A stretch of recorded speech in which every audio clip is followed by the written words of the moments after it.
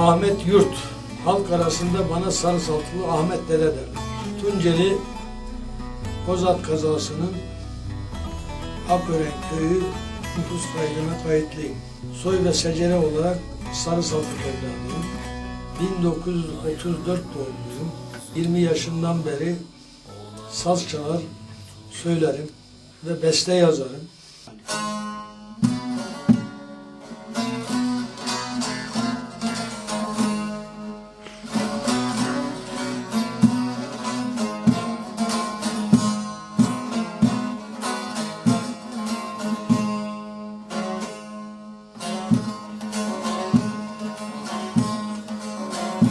Döktüğüm hunabı aşkın ey piri didem bilir, zahmıtı gabzeyi hun hevarın sinem bilir.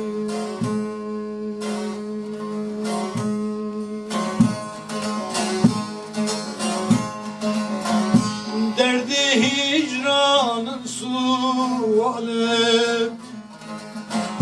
aşkı gemihe varım, gürzü aşkı semaya, Zaloğlu gibi Rüstem bilir.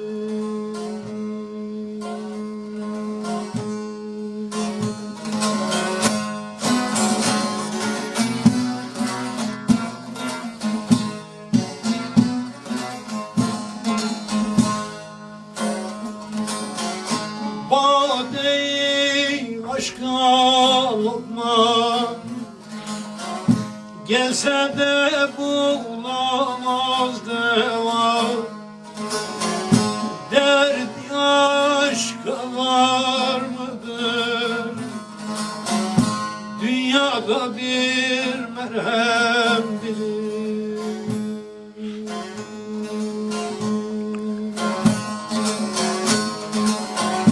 Biz harabetiz vaiz, ne bilsin dan eder, terki dünya lezzetini İbrahim'i eter bilir.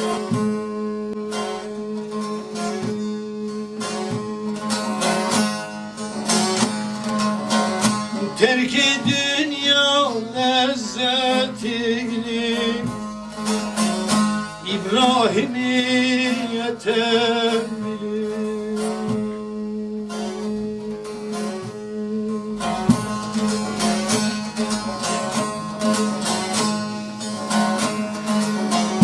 Bir peder derler Mesih'e,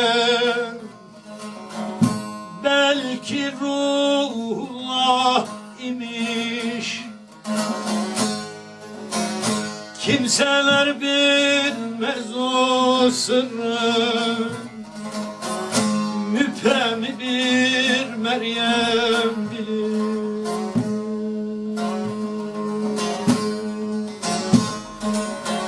Kimseler bilmez o sırrı,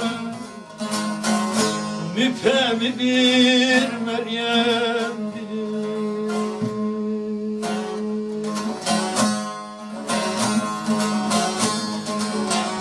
Sofuyu ahmak ne bilsin,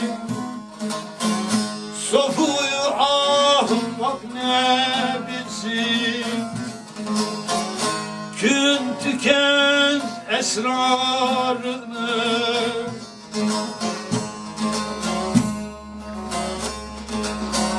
kendini akıl kıyas eder, ya bizi de sersem bilir.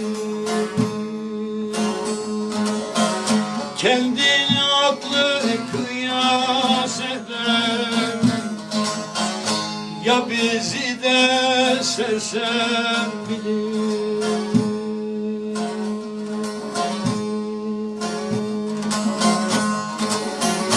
Babu Haydar'dan diğer baba,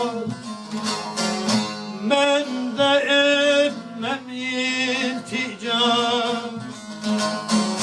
men de etmem iltica. Ey harabi men Kızılbaş, olduğumu alem bilir. Dostlar